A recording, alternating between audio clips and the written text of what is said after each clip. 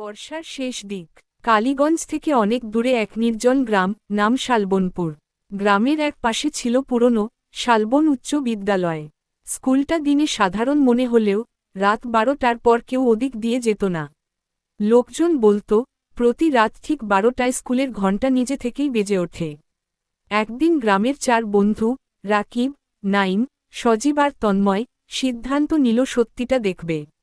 সবাই টর্চ আর মোবাইল নিয়ে রাত 11:45 স্কুলের সামনে হাজির হল। স্কুলটা অন্ধকারে আরও ভয়ঙ্কর লাগছিল। জানালার কাচ ভাঙা, দেয়ালে শ্যাওলা, আর বাতাসে অদ্ভুত গন্ধ। হঠাৎ ঘং ঘং ঘং স্কুলের পুরনো ঘণ্টা নিজে থেকেই বাজতে শুরু করল। তন্ময় কাপা গলায় বলল, কে বাজাচ্ছে এটা? কেউ উত্তর দিল না। 4 জন ধীরে ধীরে ভেতরে ঢুকল।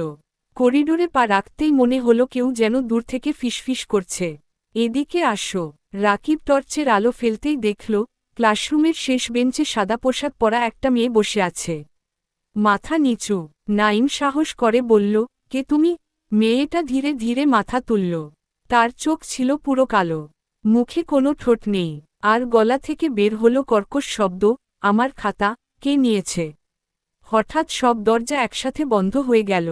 ধাম ধাম ধাম 4 বন্ধু চিৎকার করে দৌড় দিল। কিন্তু করিডোরটা যেন শেষই হচ্ছিল না।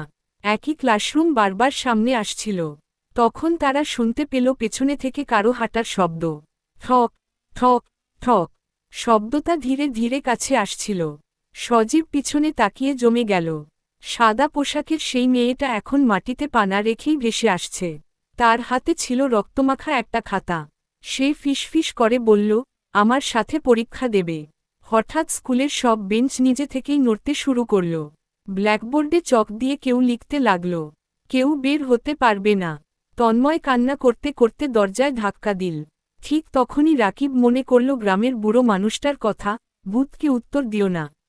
কিন্তু নাইম ভয় বলে ফেলল, আমরা খাতা নিইনি। মেয়েটা হঠাৎ চিৎকার করে উঠল। পুরো স্কুল কেঁপে উঠল। তারপর এক ঝলকে সব অন্ধকার। পরদিন সকালে গ্রামের লোকেরা স্কুলের মাঠে 3 জনকে অজ্ঞান অবস্থায় পেল। কিন্তু নাইমকে আর কোথাও পাওয়া গেল না।